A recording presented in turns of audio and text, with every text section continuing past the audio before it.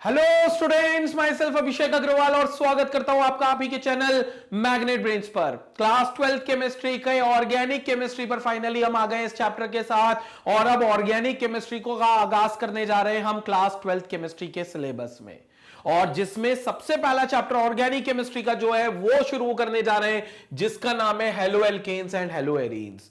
सो class 12 chemistry के organic का पहला चैप्टर हेलो एल्केन और हेलो एरीन, जो बहुत इंपॉर्टेंट चैप्टर होता है बोर्ड लेवल पर, क्योंकि बहुत से क्वेश्चंस इंपॉर्टेंट जो होते हैं वो इस चैप्टर से पूछे जाते हैं, और इनफैक्ट इसके कंपाउंड भी असल जिंदगी में बहुत इंपॉर्टेंट होते हैं।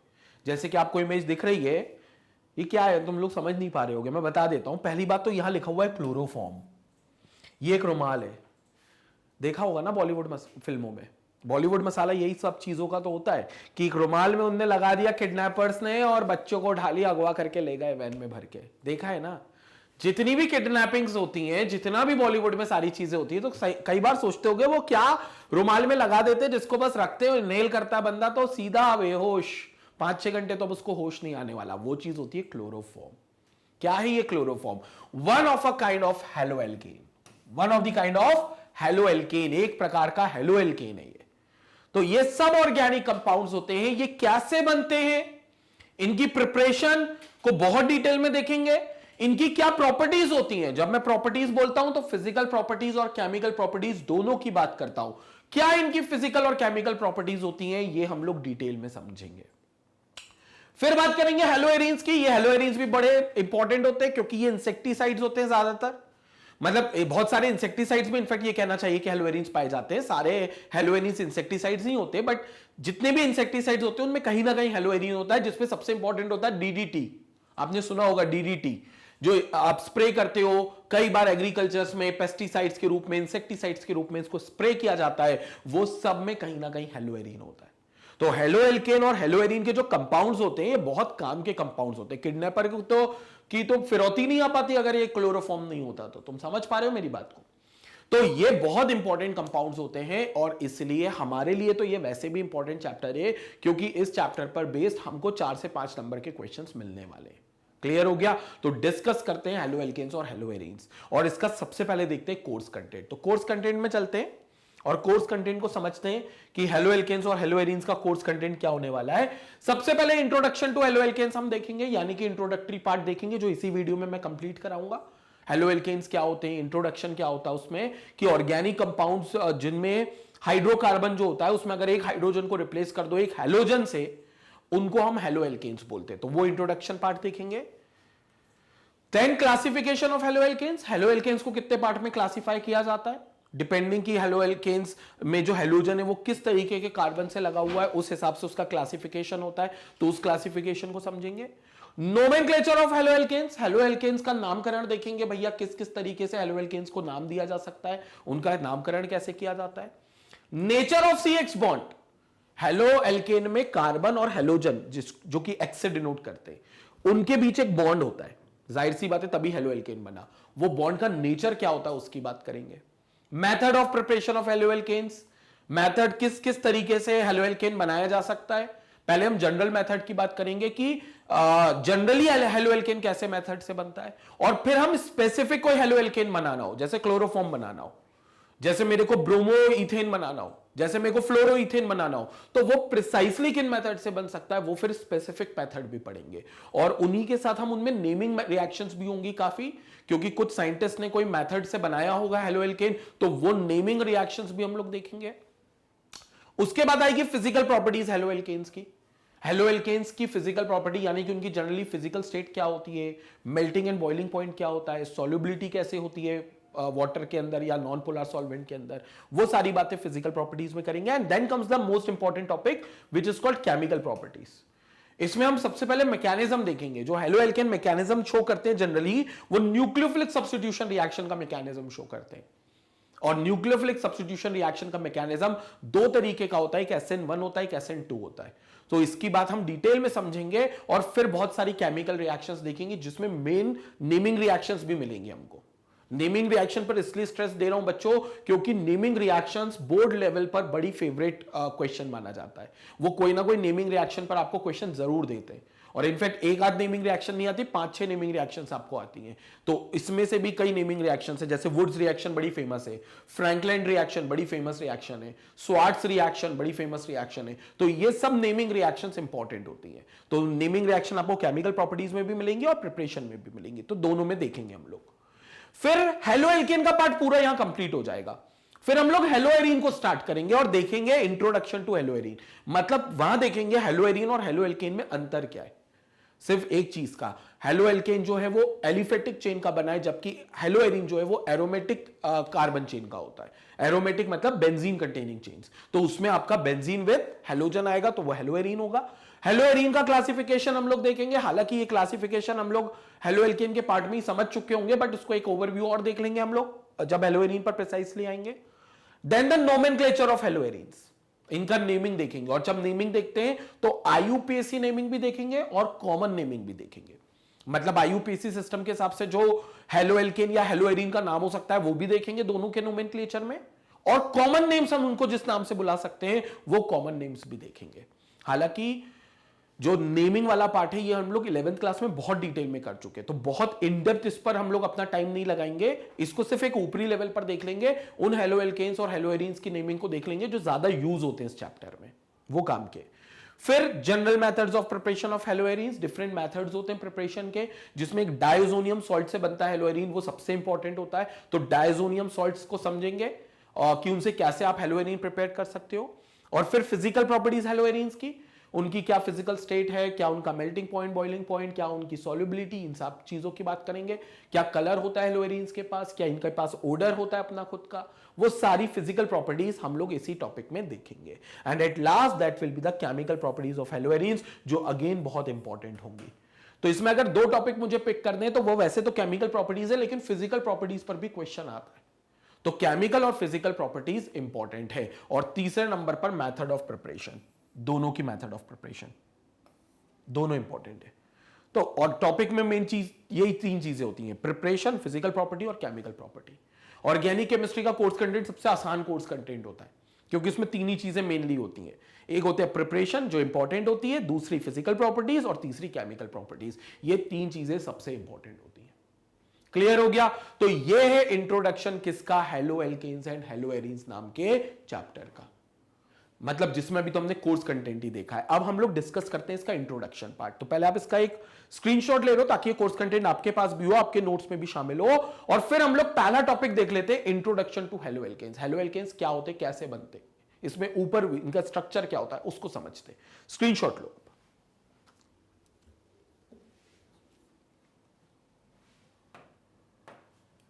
तो अब देखेंगे इंट्रोडक्शन पार्ट हेलो एल्केन्स का।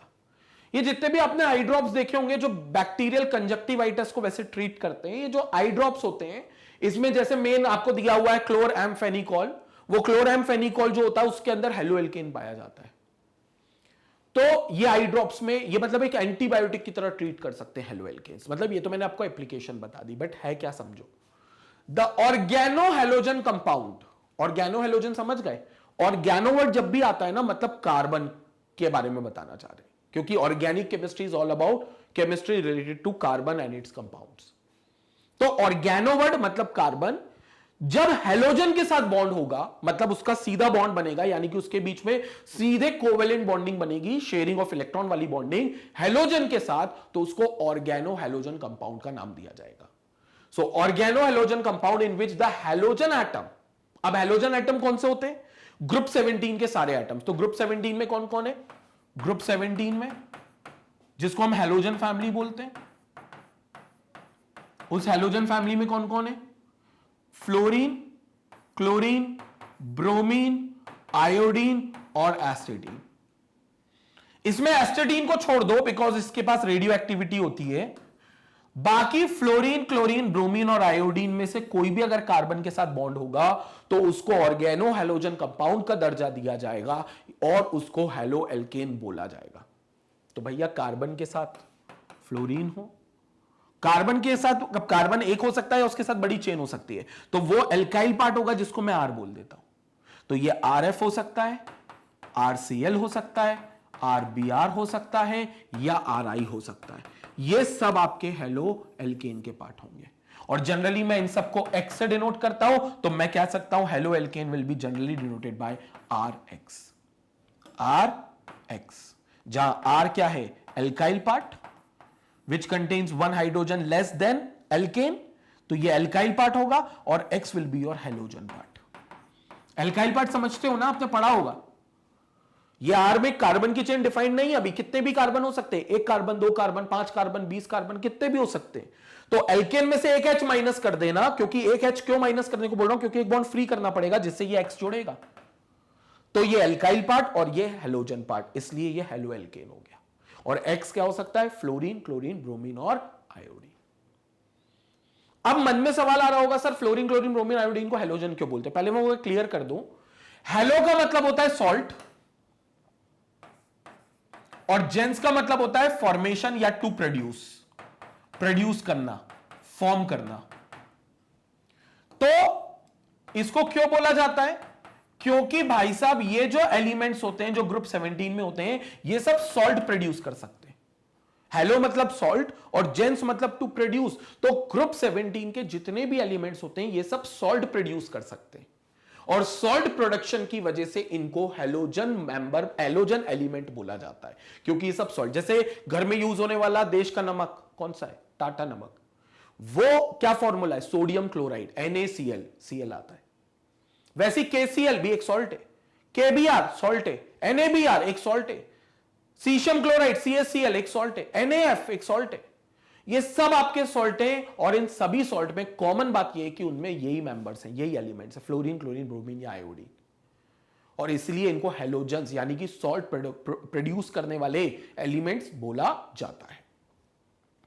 और वो जब एल्काइल पार्ट से मिलेगा, एल्काइल पार्ट मतलब carbon with carbon, with more carbon और विथ हाइड्रोजन्स, जिसको हम एल्काइल बोल देते हैं, जिसमें एल्केन से एक हाइड्रोजन कम होता है। क्यों? क्योंकि एक कार्बन को एक हाइड्रोजन कम दोगे तो वो बॉन्ड उसका फ्री होगा, जिसके थ्रू वो X से जुड़ेगा।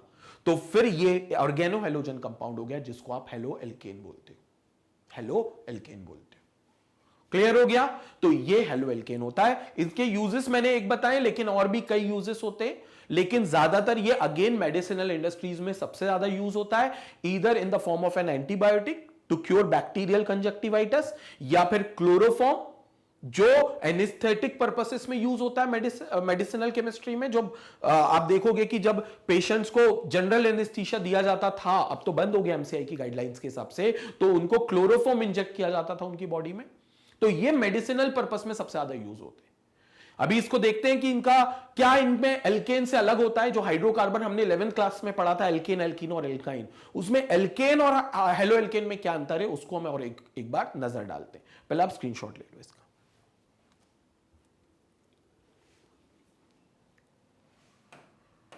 तो अब देखते हैं बच्चों उस चीज को। So haloalkanes are the halogen derivatives of alkane. तो हेलो एल्केन्स को क्या बोलते हो आप? हैलोजन डेरिवेटिव्स बोलते हो एल्केन का, हैलोजन डेरिवेटिव। क्यों? क्योंकि एल्केन क्या है? CnH2n+2 है। This is a formula of alkene, CnH2n+2। तो एक काम करते हैं, इसमें से हम और इसमें से हम एक H को माइनस करते हैं। तो अगर मैं इसमें से एक H माइनस करूं तो CnH2n+1 हो जाएगा ये, और इसको फिर मैं एल्काइल बोल दूंगा। क्या बोल दूंगा? एल्काइल। मतलब एल्केन में से जब एक H माइनस करूंगा तो उसको एल्काइल बोल दूंगा, एक H माइनस करूंगा तो उसको एल्काइल बोल दूंगा, और उसका फॉर्मूला हो जाएगा CnH2n+1। लेकिन इस कंडीशन में कार्बन के पास एक बॉन्ड फ्री होगा, और इसके लिए मैं इसको R घोषित कर दूंगा, ये R होगा। अब इसके साथ आप क्या जोड़ दो? एक X जोड़ दो, एक हैलोजन जोड़ दो, तो ये बन जाएगा CnH2n+1X, where this X will be bonded with this carbon जिसके पास एक बॉन्ड फ्री था। तो ये पार्ट हो गया R और ये पार्ट हो गया X, तो इसको आप बोलते हो हेलो एल्केन। तो आप इसको बोल देते हो हेलो एल्केन, ये बन गया आपका हेलो एल्केन। तो सिंपल कहना क्या चाहता हूं कि इसका एक H तुमने हटा दिया और एक H की जगह एक R लगा, एक X लगा दिया। एक H हटाया तो ये R बन गया, और उस H की कुर्बानी पर आपने X इसको दे दिया, हैलोजन इसको दे दिया। ये X क्या हो सकता है? ये X आपका फ्लोरीन हो सकता है, क्लोरीन हो सकता है, ब्रोमीन हो सकता है, आयोडीन। तो सिंपल तरीके से देखा जाए, अगर सिंपल शब्दों में समझा जाए, तो आपके पास पहले हुआ करता था RH जो कि एल्केन था, इसमें से आपने H को हटा दिया और X को जोड़ दिया, H को हटा दिया और X से रिप्लेस कर दिया, तो ये हो जाएगा RX। क्लियर हो गया? तो ये पार्ट आपका आ गया हेलो एल्केन, जिसमें R आपका एल्काइल है और X आपका हेलोजन है, तो ये हो गया हेलो एल्केन। तो सिंपल है ये, हाइड्रोजन हटाओ और X को लगाओ। अब ऐसा नहीं है इसकी प्रिपरेशन भी ऐसी होती है, ऐसी होती है, लेकिन और भी कई तरीके इसके अलावा प्रिपरेशन करने के। लेकिन सिंपल तरीके से अगर डिफरेंस देखें एल्केन और हेलो एल्केन में, तो ये एक्चुअली हेलो एल्केन डेरिवेटिव है एल्केन के, एल्केन से ही निकले। कैसे निकले? उसका एक हाइड्रोजन हटाया और एक हाइड्रोजन की जगह एक हेलोजन लगा दिया। सो RX, R will be the aliphatic hydrocarbon, R जो होना चाहिए वो एलिफेटिक हाइड्रोकार्बन होना चाहिए, ये भी इंपॉर्टेंट है। मतलब it should be a part of an open chain, जिसमें कार्बन की चेन हो, एल्काइल पार्ट हो, लेकिन एल्काइल पार्ट मतलब ओपन चेन का पार्ट हो, एराइल पार्ट ना हो। एराइल मतलब बेंजीन वाला पार्ट ना हो, तो फिर और X आपका हेलोजन एटम होगा। तो RH आपके पास एलिफेटिक हाइड्रोकार्बन था, जिसको आप एल्केन बोलते हो, उसमें से H को निकाल दिया, -H कर दिया और X को ऐड कर दिया, +X कर दिया, तो ये RX दे रहा है, जिसको आप हेलो एल्केन बोलते हो। ये दे रहा है RX, जिसको आप हेलो एल्केन बोलते हो। This is halo alkane. और अब मैं कहीं भी जनरल रिएक्शंस लिखूंगा, जहां मेरे को स्पेसिफाई नहीं करना कि मैं कौन सा हेलो एल्केन यूज कर रहा हूं, वहां पर बच्चों में RX का इस्तेमाल करूंगा, क्योंकि इसमें मैंने स्पेसिफाई नहीं करा कि मैं कौन सा हेलो एल्केन यूज कर रहा हूं, क्योंकि R बोला है मतलब कार्बन भी नहीं बताया मैंने कितने कार्बन है। अगर मुझे पता है कितने कार्बन है तो मैं R की जगह उतने कार्बन लिख दूंगा, फिर C2H5, C3H7, CH3 ऐसे लिख दूंगा मैं। और X अगर मुझे पता है कि फ्लोरीन, क्लोरीन, ब्रोमीन, आयोडीन क्या है, तो मैं उसके सिंबल लिख दूंगा, फ्लोरीन के लिए F, क्लोरीन के लिए Cl, ब्रोमीन के लिए Br और आयोडीन के लिए I। लेकिन जब मैं जनरल लिखूंगा तो मैं उसको RX ही बोलूंगा, और RX जब बोलूंगा तब आपको उसको हेलो एल्केन समझना है, क्योंकि ये तब हेलो एल्केन होगा। क्लियर है? तो किसी भी एल्केन जो कि एलिफेटिक हाइड्रोकार्बन होता है, उसमें से H को निकाल दो और उसकी जगह एक हेलोजन लगा दो। और जरूरी नहीं है एक ही X को निकालकर एक हेलोजन लगाना है, आप 2H निकालकर 2X लगा दो, 2H निकालकर 2X लगा दो, 3H निकालकर 3X लगा दो, तो भी हेलो एल्केन रहेगा, बट उतना ज्यादा सब्स्टिट्यूटेड हेलो एल्केन रहेगा। फिर वो उतना ज्यादा सब्स्टिट्यूटेड मतलब उतना ज्यादा उसमें हेलोजन जो होगा उसकी मात्रा बढ़ती जाएगी, तो उतना ज्यादा सब्स्टिट्यूटेड रहेगा वो, जिसको हेलो सब्स्टिट्यूटेड प्रोडक्ट आप बोल सकते हो, हेलो सब्स्टिट्यूटेड सब्सटेंस आप बोल सकते हो, तो वो उतना ज्यादा होगा। लेकिन कम से कम एक हाइड्रोजन का रिप्लेसमेंट होगा X के साथ, तो X आएगा और हाइड्रोजन को रिप्लेस करेगा एटलीस्ट एक जगह पर, तो ही वो हेलो एल्केन कहलाने लगेगा। और उससे ज्यादा हुआ तो और ज्यादा बेहतर हेलो एल्केन, यानी कि और सब्स्टिट्यूटेड हेलो प्रोडक्ट कहलाने लगेगा या हेलो कंपाउंड कहलाने लगेगा। क्लियर हो गया? ये पार्ट था हमारा इंट्रोडक्शन का पार्ट, यहां खत्म हो गया इंट्रोडक्शन में कुछ, क्योंकि ज्यादा है नहीं। अब इसके बाद हम लोग जो डिस्कस करेंगे वो डिस्कस करेंगे क्लासिफिकेशन एंड नोमेनक्लेचर को, लेकिन पहले इसका स्क्रीनशॉट ले लो आप। तो स्टूडेंट ये था हमारा इंट्रोडक्शन टू हेलो एल्केन, जिसको हमने बहुत डिटेल में देखा है। इसमें हालांकि कुछ बहुत ज्यादा डिटेल में जाने वाली वैसी कोई बात भी नहीं थी, कोई जरूरत भी नहीं थी, क्योंकि अभी जो हम लोगों को मेन इंपॉर्टेंट देखना है वो इसका अगला वीडियो है, जिसमें हम क्लासिफिकेशन देखेंगे। हमको पता होना चाहिए कि जो हेलो एल्केन हमें रिएक्शन में कहीं दे दिया जाएगा कॉम्पिटिटिव एग्जाम में या कहीं पे भी, तो उसमें वो किस क्लास का वो हेलो एल्केन है, किस कैटेगरी का वो हेलो एल्केन है, क्योंकि हेलो एल्केन्स को हम क्लासिफाई करते हैं, और वो सिर्फ इस दम पे क्लासिफाई होते हैं कि उसमें जो हेलोजन है वो कितनी संख्या का है। एक तो ये बेस हो सकता है, या फिर हेलोजन जिस कार्बन से लगा है वो कार्बन किस नेचर का है, एक ये बेस हो सकता है। नेचर मतलब वो sp3 है कि sp2 है, इस बेसिस पर हम उसको देखते हैं। ये सारी बातें अगले वीडियो के लिए रखते हैं, अगले वीडियो में, क्योंकि यही सब बातें करनी है। और जैसा कि आपको पता है बच्चों, मैग्नेट ब्रेन्स में क्लास 4 से लेकर क्लास 12 तक के केमिस्ट्री के अलावा भी फिजिक्स है, मैथ्स है, बायोलॉजी है, हिंदी, संस्कृत, इंग्लिश जैसे लैंग्वेजेस भी हैं। ये सारे सब्जेक्ट्स आपको मिलेंगे magnetbrains.com पर। वहां पर प्रॉपर सब्जेक्ट, हर क्लास के हर सब्जेक्ट की चैप्टर वाइज और टॉपिक वाइज प्लेलिस्ट बनी है, जिनको आप absolutely free of cost access कर सकते हो और उनसे जुड़े हुए नोट्स को भी डाउनलोड कर सकते हो। Keep learning with Magnet Brains, stay connected, stay educated, take care.